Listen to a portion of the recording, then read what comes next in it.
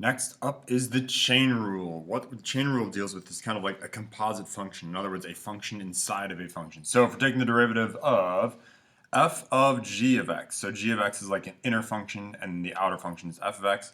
The way we're going to describe it is f prime of g of x times g prime of x. In other words, we're going to do the derivative of the outside times the derivative of the inside. So on number 1 here, we've got y equals 2 times 6 minus x squared to the fifth. Now we're going to kind of treat this like it's the g of x. And then like the 2 and the fifth power are going to be kind of like our f of x. So we're going to do the outside like we normally would. So we do 5 times 2. So it's going to do 10. So we got y prime here, I should say. We got 10 times 6 minus x squared to the fourth. So it's kind of like we just treat that group like a variable.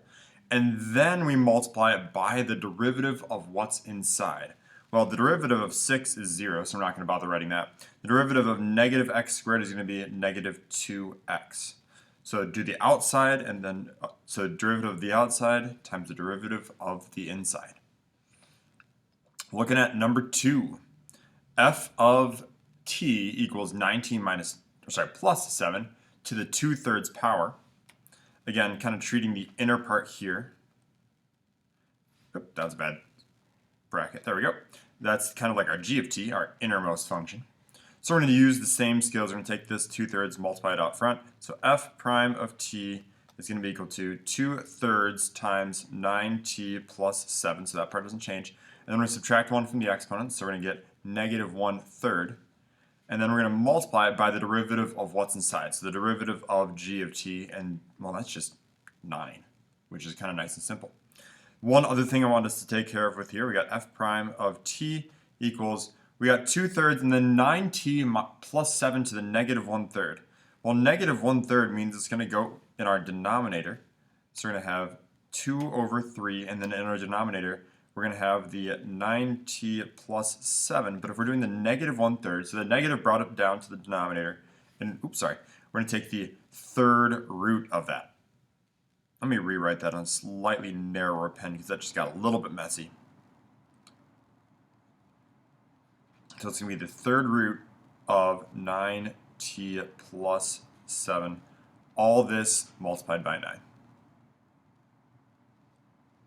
Now, if you want to simplify that just a little bit more, 2/3 times 9, you could just rearrange that and make it f prime of t equals, well, maybe I'll just take this piece by piece. 2 times 9 is 18 over 3 times the third root of 9t plus 7. And we can clean that up just a little bit more because 18 and 3 can reduce to be 6 and 1, so it ends up being 6 over the third root of 9t plus 7. Next up, number 3. We've got the third root of 6x squared plus 1. And again, sometimes it's just helpful to rewrite it as something with an exponent. So it's going to be 6x squared plus 1. And the third root means it's to the 1/3 power. So again, we've got that inner function. And then we've got the outer function. So we're going to take this inner function here and leave it alone. We're going to take the derivative of the outer. So we're going to take the 1/3. We got g prime of x equals 1/3. Leave the inner part alone, 6x squared plus 1. And then you're going to take the derivative of the, or sorry, we got to subtract 1 from the exponent, so we have negative 2/3. And then taking the derivative of the inside, so we got 6x squared plus 1. Well, the derivative of 6x squared is 12x. Derivative of 1 is just, well, nothing. It goes away. Now cleaning this up just a little bit more, I'm going to kind of multiply this in a different order. 1/3 times 12, that's just going to give us 4. That's going to be kind of nice. So we'll deal with that in a second. So it's going to give us 4x from there. But from here, 6x squared plus 1 to the negative 2/3. Just rewriting some of this. That's going to put it in our denominator. So 6x squared to the negative 2/3, that's going to be the third root of 6x squared plus 1, that whole thing squared. And as I said, 1/3 times 12x, that gives us that 4x. Number 4 is a bit of a doozy. We got f of x equals x over the square root of x squared minus 1. So let's just kind of break it up. Let's just kind of identify the numerator. I'm going to just call it n of x for numerator. Denominator we'll do d of x. So this is, we're going to have to use the quotient rule just like we used in the last section. So the nice thing, the derivative of the numerator n prime of x is just going to be 1. Now the derivative of the denominator, well, we might need to rework that a little bit. So I'm just going to rewrite d of x. Let's rewrite that as x squared minus 1, and since we're taking the square root of it, it's going to be to the 1/2 power. So in this, we're both doing the quotient rule and we're doing like the chain rule inside of the quotient rule, which, yikes, that makes it that much more difficult. But we got d prime of x, kind of working through that. We're going to go through and take the derivative of the outside, so we're going to do 1/2, move it out front, so we got 1/2 times x squared minus 1, and then we're going to raise it to the negative 1/2 power because we got to subtract 1 from the exponent. And then we got to multiply by the derivative of what's inside. So we got times 2x. Now cleaning this up just a little bit, 1/2 and the 2 are going to cancel out. That's going to be kind of nice. So now we're going to just be left with x squared minus 1 raised to the negative 1/2 power. So again, that's got to go in our denominator. So that's going to be x squared minus 1. And the 1/2 power is going to give us the square root. And then we're also going to have x as part of it.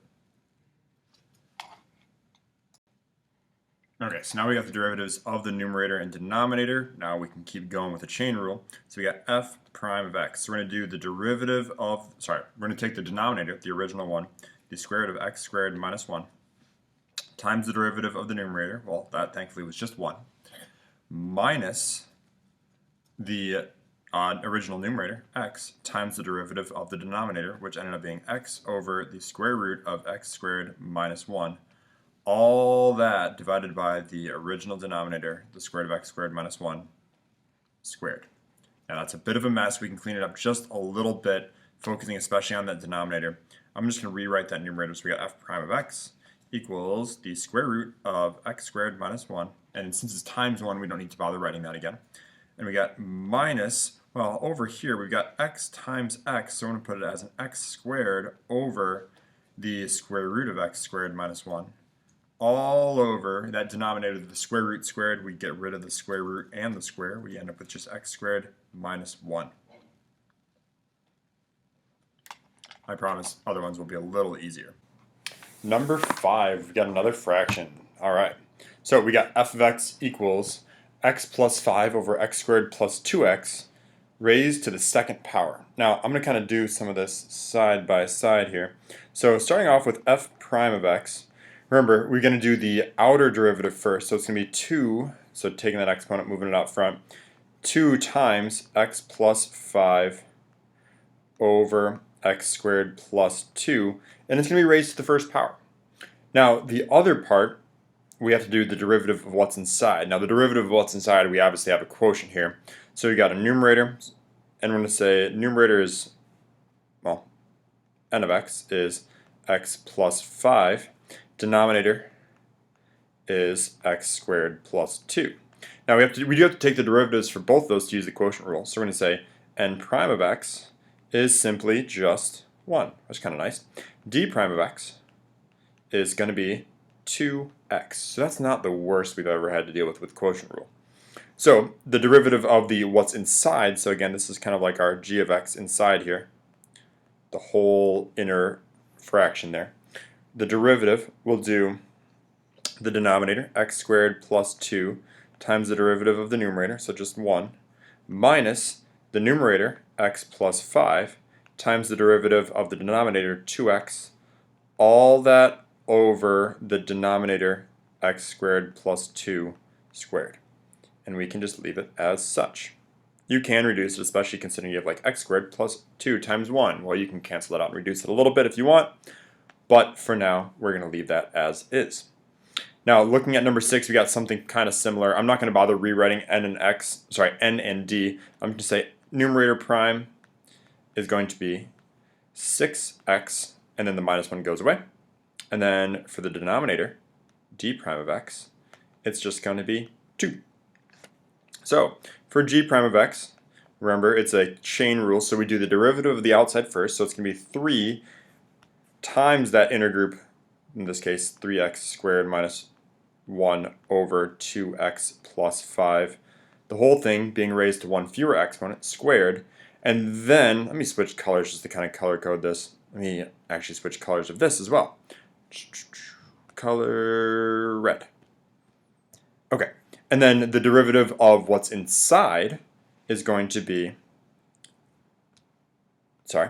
the original denominator, 2x plus 5, times the derivative of the numerator, so times 6x, minus the original numerator, 3x squared minus 1, times the derivative of the denominator, which is just 2.